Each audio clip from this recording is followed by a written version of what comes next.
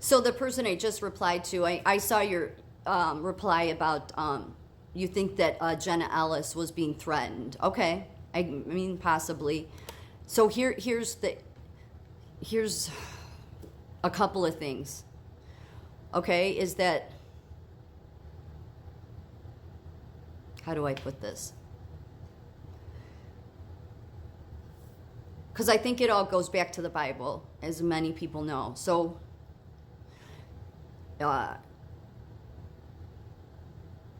and Donald Trump is just a man like the rest of us are, okay? But it's the same thing that's always happened, right? Because people will give in to fear. People will be weakened by it, and then it ends up enslaving them, really. So yes, you could be right. She could have been being threatened, but this was just last month before she cut her plea deal. In September 2023, Ellis said on her radio show on the right-wing organization American Family Radio that she cannot support Donald Trump for elected office again due to his malignant narcissistic tendency to simply say that he's never done anything wrong. Well, now that's been turned around, okay? And so to me, somebody that's truly trying to walk the path with God, and again, the relationship, that it's key here. Okay, you have tons of people, pastors, priests, whatever, everywhere, that will talk about God and they give good stories, but do they really walk with him? Do they really know him? For her to do this 360 tells me, okay, maybe she's just giving into fear. But she has carried herself on this whole Christian value thing, which I call bullshit. I mean, maybe just because that's what she's led with, with her in particular. Okay, but this whole idea that Donald Trump won't admit he's ever done anything wrong, no, that's not true. That's not true. And so people have said, no, you have to ask for forgiveness when you say, yeah, he's never said he's never done that. But he's not going to admit to something that isn't true.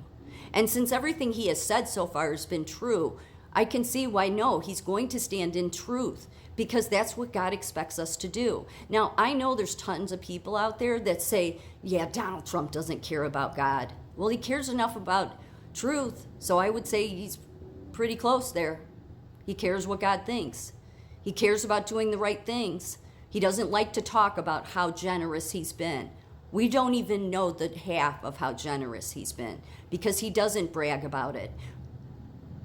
But she goes as far as to do the exact same thing the left does, call him a malignant narcissist. And yet it's totally twisted here. He said what he said in that interview. I know which one this is. He said, I try not to do anything wrong. And if you're truly walking the path, the right path, you're truly leaning on Jesus, then that should be what you're trying to do. There's nothing wrong with what he said. We're not supposed, like the people that end up, and she's like one of these people that I'm going to mention right now, the people that carry on that they're saved and they walk with Jesus and they put on these good speeches and everything about it. But when push comes to shove, they can't show that they really stand on that. She went on here, that's the thing. And I know there's, back in Jesus's days, even the disciples themselves, after seeing all the miracles Jesus did, they even turned on him. They gave in to fear. It was only after he resurrected and came back that their fear was gone. They were filled with the Holy Spirit, and that's the key. That's the key. The connection, the relationship is key here. This world would say that's crazy. No, that's the key. That's the golden ticket right there. And so if she was really not just speaking about God, but actually walking, then she shouldn't have given into this. She shouldn't have been calling him a malignant narcissist. She should have been understanding, listening to that interview instead of acting like somebody on the left, because this is extreme.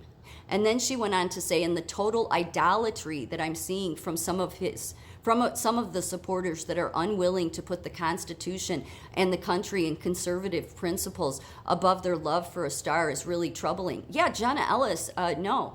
You put the Constitution and country before God, in my opinion. No, we never do that. God comes first. I mean, it doesn't have to, but that's the order it's supposed to be. especially if you want. So this idea that, and look, she would put me in that category, I'm sure. But I saw what he was doing. I've said that. Many people that follow me know that. I saw his policies playing out. Regularly, women fresh out of trafficking coming in because of a home in my county. So his policies, things he was putting in place, I saw playing out in front of me. That's a man that was doing righteous deeds. You can hate him all you want or not like the way he talks, okay? But it looks to me like Jenna Ellis was always working the other side. They all are, because they're low character. They just use God as, just you, but it's not, I call bullshit on it. I never had any idolatry with any of the rich, okay? I didn't follow Trump on Twitter. I didn't. I followed him once he got into office and I saw his policies playing out. Then I started looking into his executive orders, all of that. But long before the only time I would hear Donald Trump is the occasional times he would be on Fox News giving a commentary about something. I never saw The Apprentice. That was it. I didn't follow him. I wasn't one of these people that's fascinated with following a billionaire, really. I mean, so this idolatry thing, she doesn't even understand idolatry. It seems to me she has more idolatry for the Constitution and the country, and she puts it before God. Because if she put God first, then she wouldn't make comments like this. She wouldn't be two-faced. But she's not the only one. This is how they all are. This came out today. Ex-Chief of Staff Mark Meadows, granted immunity, tells special counsel he warned Trump about 2020 claims. Meadows said Trump was dishonest on election night, according to sources. So he's stupid. No, he is. Donald Trump, people probably remember this. Donald Trump said around midnight on election night, because we all know even before election day, as I said in my last video, everybody saw it was everywhere. Those that wanted to see, it was obvious what they were doing even before that day arrived. And again, if these people like Mark Meadows, Jenna Ellis, Sidney Powell, all of these people that carry on, okay, want to give in that we were being dishonest. No, well then you're an idiot. Okay, because the common sense thing here for most average Americans, I know the higher educated, they're too higher educated to come out of their box, or they're too hateful at Donald Trump for whatever the media told them. But common sense, 50,000 people at his rally prior to that day, November 3rd, 30 people at Joe's. Joe barely could get 30 people. So right there, that should be enough if we lived in a world of common sense. But instead, we live in a world of low character lawyers and many other people that show that they are backstabbers. They are not about truth. They are only about themselves. And then we want to try to give them a pass, right? And say, well, they gave in to... Well, they shouldn't have. If they're walking with God, your conscience shouldn't be that easy that you just give in to fear. No, I think they were always doing this, just like they were doing it when Trump was in office.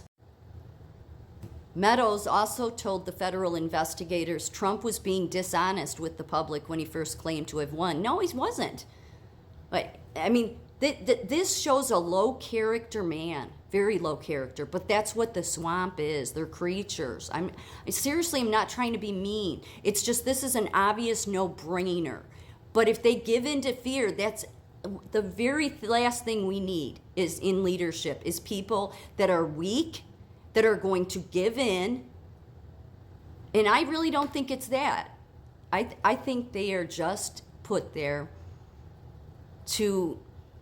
because they walk a path that God talked about. And this is that path, and it always brings me back to this. Matthew 7:13, enter by the narrow gate, for the gate is wide and the way is easy and leads to destruction, and those who enter it are many. Many will go the wrong way. For the gate is narrow and the way is hard that leads to life, and those who find it are few. There are going to be more people that are on the wrong road than the right. Meadows, Ellis, they just are a few.